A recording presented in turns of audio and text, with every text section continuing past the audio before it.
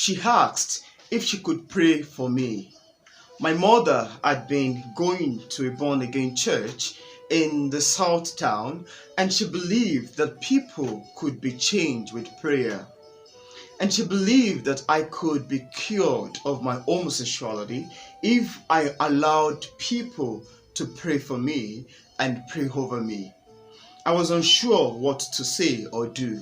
This was not something that I had considered as a possible reaction. She was right. My life would be hard if I chose to accept who I was. There was a chance I could contract HIV and die of AIDS if I was not careful enough. An excerpt from page 103 of I, Rob Grave by Robert Graves. Welcome to P English Literature, a YouTube channel that conveys Amazon, Goodreads, blog, and video book reviews coupled with interviews with authors. It's a perfect channel for book lovers, authors, and writers generally. P English Literature, the exact channel for you and me.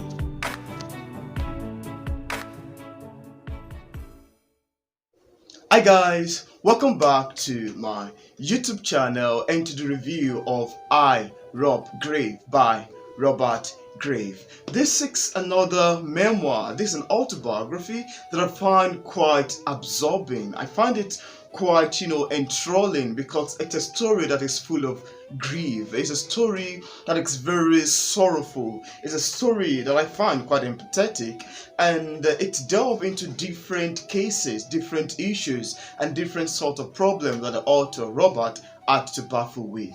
It's a book that details the life of the author struggling with homosexuality, struggling with childhood trauma, struggling with bipolar disorder and other sort of mental health issue that, a situation imposed on him. I've been a lover of autobiography for some time now. I love reading real life stories and I love memoir. And when I picked this up, it's the first book that seems to fall under the genre of LGBT that I've ever reviewed so far on this channel or ever read. And when I picked it up, I could empathize with the author. When I picked it up, it is very, very sad. I had no idea that this is a sort of problem that most people undergo. I have no idea that someone could actually undergo this kind of trauma, this kind of problem, and this kind of an ugly situation. Honestly, it is very sad. It is emotional to some certain aspect. It is tearful to other aspect. And when I read it, I was like, oh my God, this is very, very hard. This is difficult. Even the story itself, the book itself, seems to me as a difficult thing to write because it's a real life story, and the name of the people mentioned there are, in my perception, I think it's real because it's a memoir and it is just full of live event. It's full of heart-wrenching event. It's full of horrific event, and I was like, I never knew this is a kind of thing that happened in this sort of the world. This book actually detailed the life of the author growing up as a gay man and its live events, struggling with some sort of mental issue like bipolar depression, like mania, and some other kind of mental issue. The story actually started, by talking about the author's childhood trauma. That's when he was still a child, and at this point, his parents divorced. They went in together, and his father went ahead to marry another wife. His mother also settled with a policeman who does treat her badly. I don't like that part because the man seems like a very terrible man, and all this kind of thing, the way with which the new husband treated Rob's mother, instilled some sort of emotional issue on Robert himself and even his mother, because there's some time that the author wrote in the book that his mother will be left crying and all of that. So this book actually detailed the life of the author growing up as a child and the sort of difference that he noticed that he has as a child. When he was a child, he was able to realize that he's different from every other kind of kid, and his kind of feeling is different from every other kind of kids. He realized that there's a kind of an exceptional difference. So while Rob was growing up, he knew that he has a kind of a different feeling that he had no idea what to call it. He knew that his feelings, and he knew that his kind of person is different, exceptionally different from other kids that he has seen around. And this scared him a lot. He knew, based on the first time experience that he had with his friend, where they were inside a swimming pool, they were actually swimming, he felt a kind of a odd he felt secure around this particular young boy because he was still a child there. He could recognize that he was exceptionally different. So this continued to the point whereby it was time for Rob to get enrolled into high school. He has loved cooking for a long time. He had passion for cooking and he thought about going into a vocational school. But the adult in his life, that's probably his mother and other people around him, advised him against it. They don't like him to go for that. So they finally convinced him and had him go for an architectural program. So all of this continued and it was time for Robert to go into high school. He was very scared at this point. He was afraid because at this point he was coming of age and he was beginning to recognize the kind of person he is, and he was fearful if he would be accepted. He was fearful if he's gonna make friends, and he was scared if it's ever going to be easy for him in high school. At this point, Ronald already had an idea of who he was, and he was able to confide in some friends, and some people would advise him and other people would just make use of him and ridicule him. So all of this continued, and it was at this point that Robert began to have some sort of depression and suicide thoughts, and sometimes he feel like dying and giving up the ghost. Sometimes he find himself fighting with some kid in school with sometimes a vivid reason and sometimes an unreasonable reason, and to the point whereby I think his mother was invited sometimes they go to settle a fight, which actually I think the person that he engaged himself in fight with was taken to the hospital and he was suspended for some time. So all of this continued, and even the point whereby when Robert got home, he would occasionally have fight with his own brothers. This kept going on and on because it's actually suffering from depression, it's suffering from mania, and all of this is affecting his psychological reaction.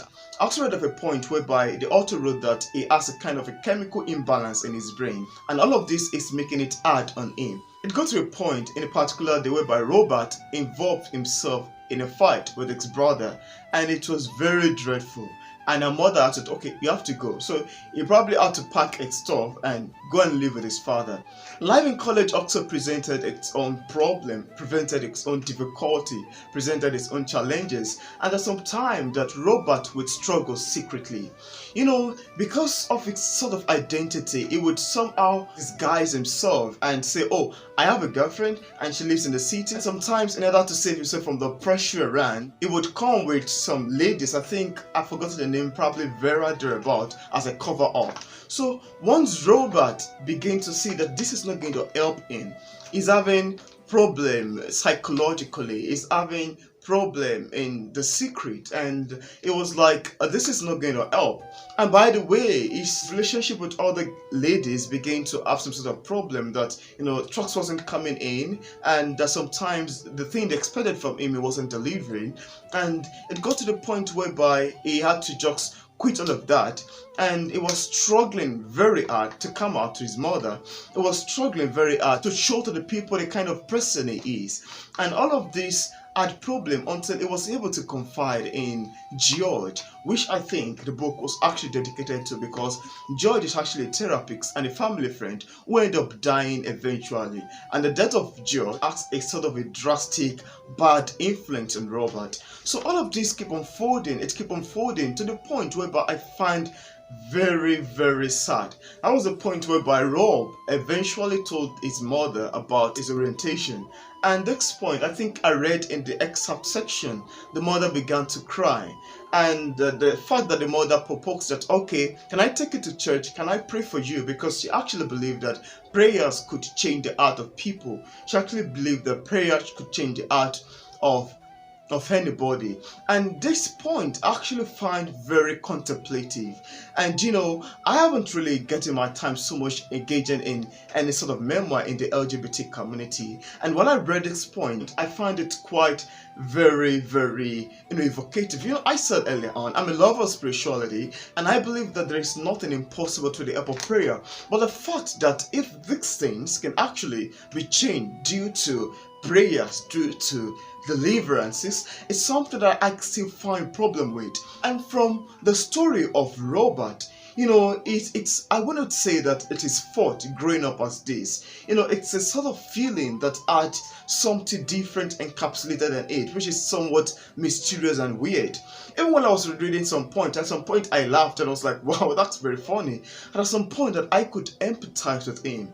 I could feel the pain, and I could feel the fact that it would be like, oh, I don't know why I'm feeling this way, but I can just help myself. So all of this keep on going, and to the point where he finally came out to his mother, and the mother broke into tears. Oh God, Robert, why are you like this? Robert, can I help you? Robert, how about this? How about that? Robert, can I take her to the church?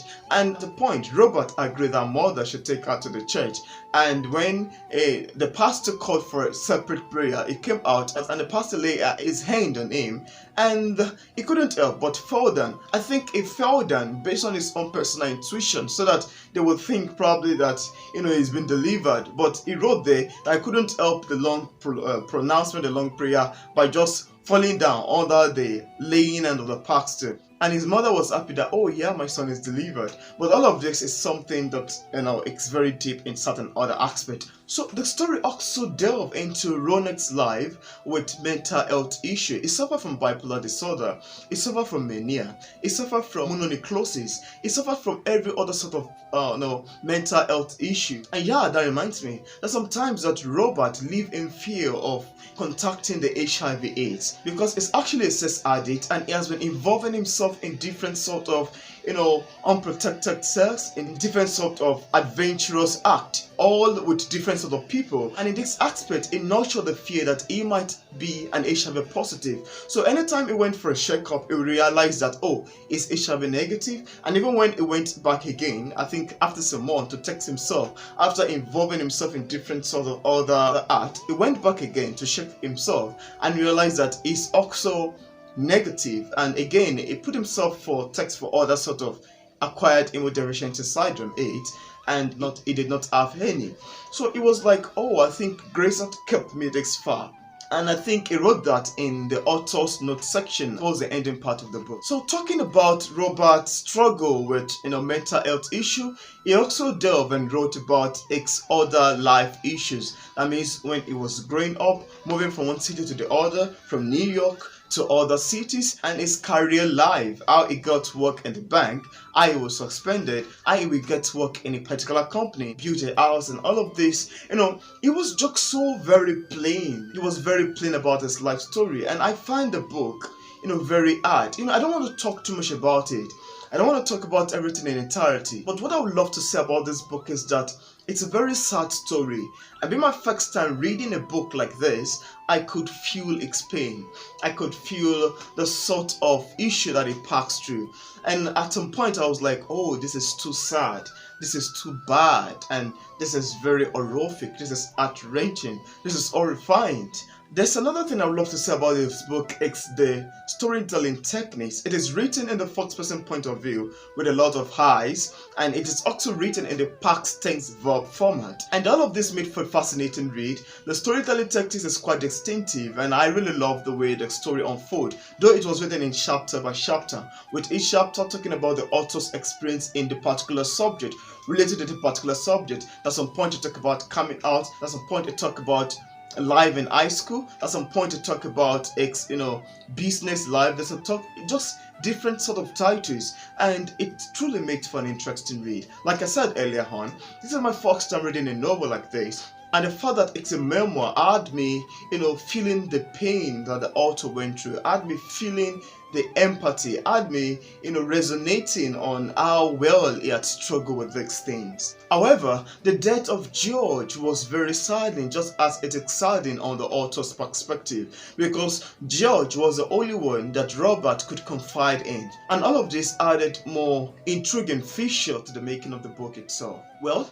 there is much to this book than I have described. I don't want to talk too much about it in entirety. There are some aspects that I have skipped in this review because I don't want to delve into much deeper sense. It is hard, it is pathetic, and it is something that I just find, because it's real, because it's a real life story, I find it quite unbelievable. I think that's the word I should use. It's actually quite unbelievable to me. And I don't want to talk too much about it. I just want to give a short video book recommendation if you'd like to get a copy directly on Amazon. If you're a lover of memoir, if you're a lover of autobiography like myself, and if you're a lover of novels that have to do with the LGBTQ community, I think you might find pleasure in this memoir. If you'd like to get a copy directly on Amazon, I left a link in the description part of this video for you to get a copy directly on Amazon.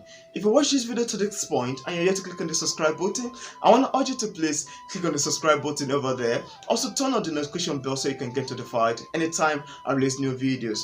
Thank you very much for watching my short video book recommendation of I, Rob Grave by Robert Grave. It is pathetic. It is saddening. It's a tearful memoir.